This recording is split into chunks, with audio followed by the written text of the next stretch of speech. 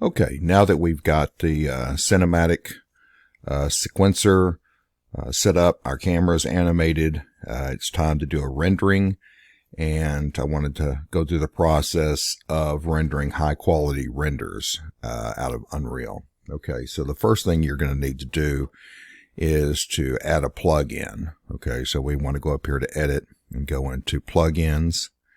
Then you want to do a search for movie.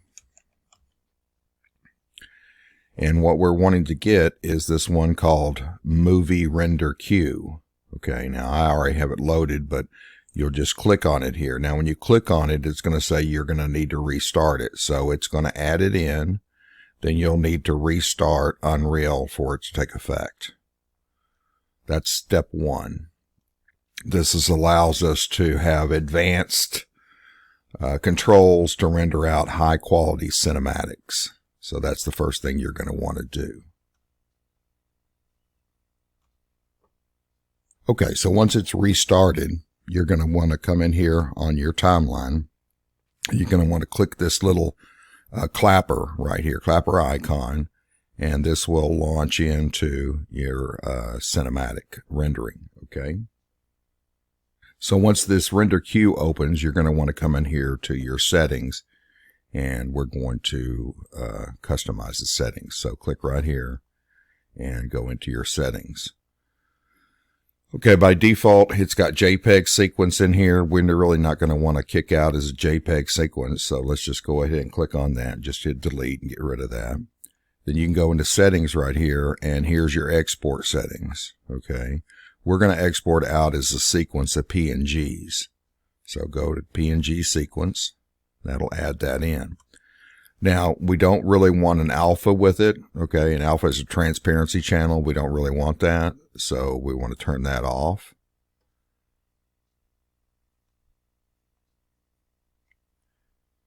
Thing we're going to want to do is we're going to want to control the quality through adding an anti-aliasing pass. So under rendering right here, we're going to hit our settings. Okay, and then we want to come in here and click anti-aliasing. Okay, this is going to control, this is kind of controlling the quality of what we're going to be doing.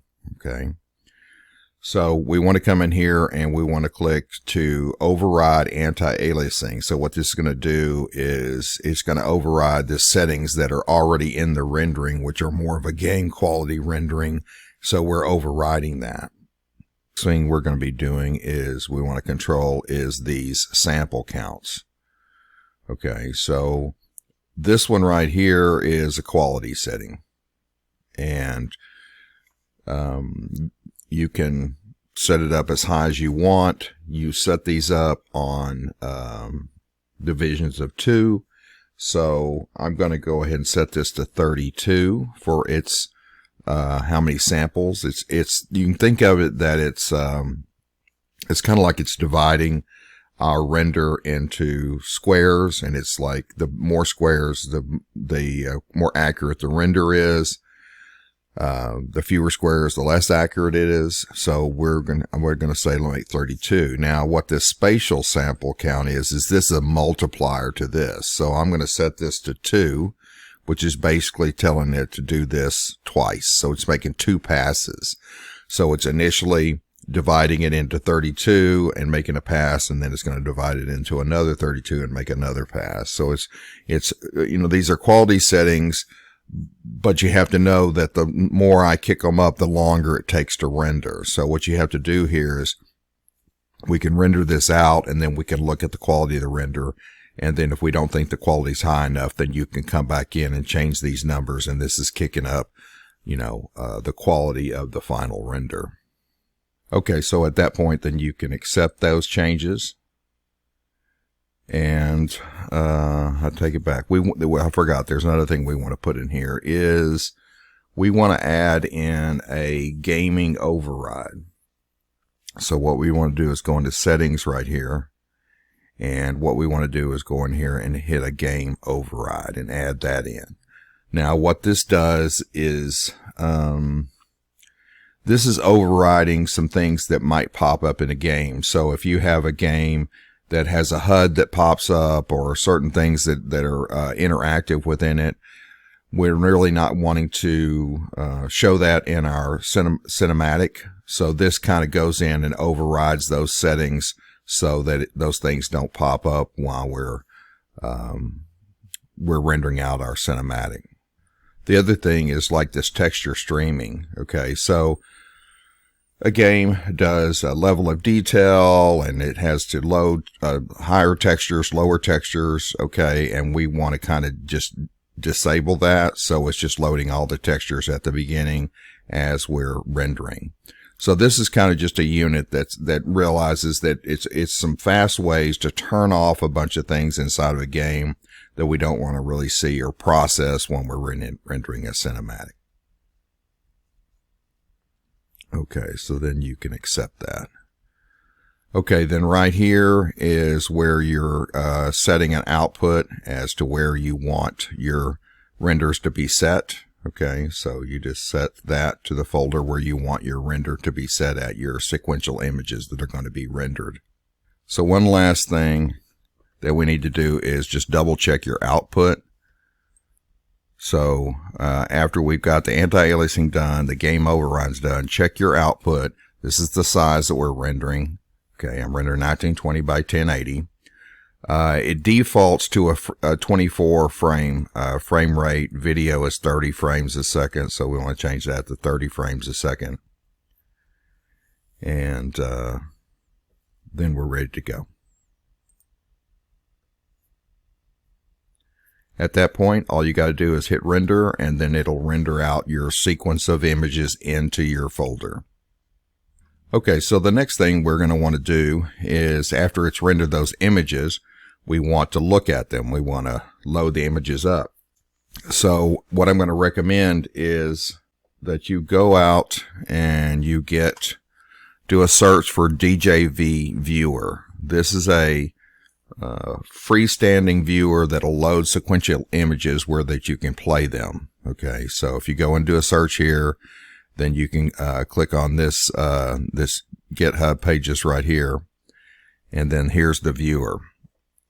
So you're going to want to download here, and then they have different versions. Okay, so they always have one back. So here's the version that's the top version for right now. And of course, I'm on a Windows platform, so you have two choices here. This executable, you can download this, and what this allows you to do is to install it on your computer. So you just run the install, and then it's like a software you run on your computer. But sometimes you may need to be able to use it, but you can't install software on a computer. This happens sometimes, that you're at a place and you can't install things on the computer. So what you can do is download a zip file, and this is a freestanding. So once you have that, you unzip it, and then you can go into the bin folder there, and then you can run the executable. So it's a mobile. This one's mobile. This is installed on your computer. So you can do either one of these. So once you've downloaded and installed that, you can run it. This is what it looks like. And then you can come in here and you can load your files. And so this button right here allows you to go to whatever drive that you have that your files are in. It's kind of touchy because you only have to just click on it instead of double clicking on it. All right. And then here's my sequence that I rendered out. You'll just see one image because it's going to load it as an animation. And then it loads that in, and once it's loaded in, then you can hit your play button and you can play your sequence. And this is a way that then you can, check everything and decide if you want to up the quality and re-render it or whatever.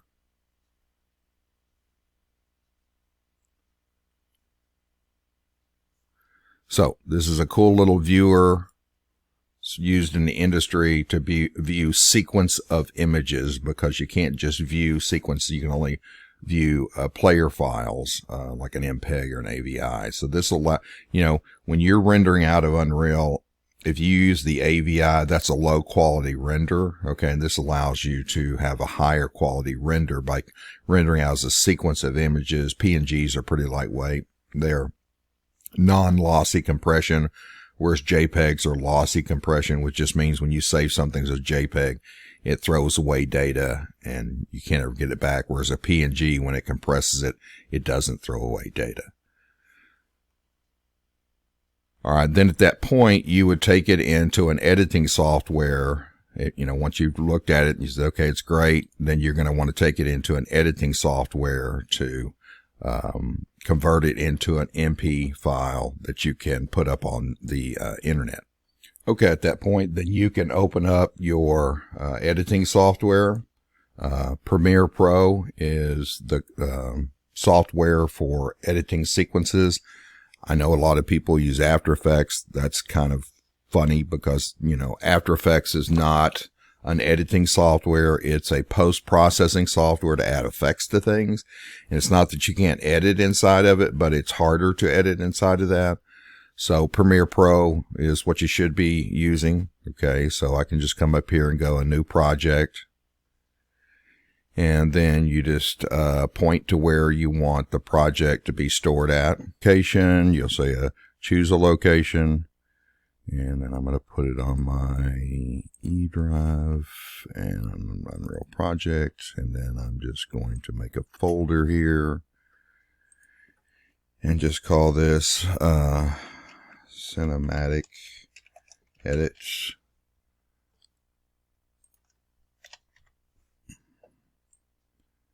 Copy that. Oops. Go there. Okay, select that. And then I'm going to call it Cinematic Edit and then create. Okay, at this point, now we're in Premiere Pro. If you've not used it before, this window is showing you what's in your bin. This is your timeline. This shows you what's on the timeline. This is the timeline, and this is your bin. Okay. So we come in here and we can right click and we go import. And then it's going to go over to my folder where I did the render at. Right here, and my renders, actually it's in this one. Okay, so then once you're in your folder, you've got a bunch of images in here, which are what you're going to bring in to edit with. Now, a mistake that I see people do all the time is they'll pick the first image, then they'll, hold down the shift and pick the last image, and then they'll bring those in. The problem is it brings those in as separate images and not as an animation. So you don't want to do that. Okay. Also, I see some people doing this sometimes, like they pick, you need to go up and pick the first one. But I see people sometimes picking something like this. Okay. Then you're going to click image sequence. And what this does is it loads this in and everything behind it, but it doesn't load the ones in front of it. So you're going to make sure you go to the first image. Make sure this is on image sequence, and then when you click open, it'll bring the whole sequence in as an animation. Okay, so if you double click on it, then you can play it right here. So this plays what's in the bin. And so it loads them, but as sequential images, but it loads them as a chain, so it knows that's an animation. Okay.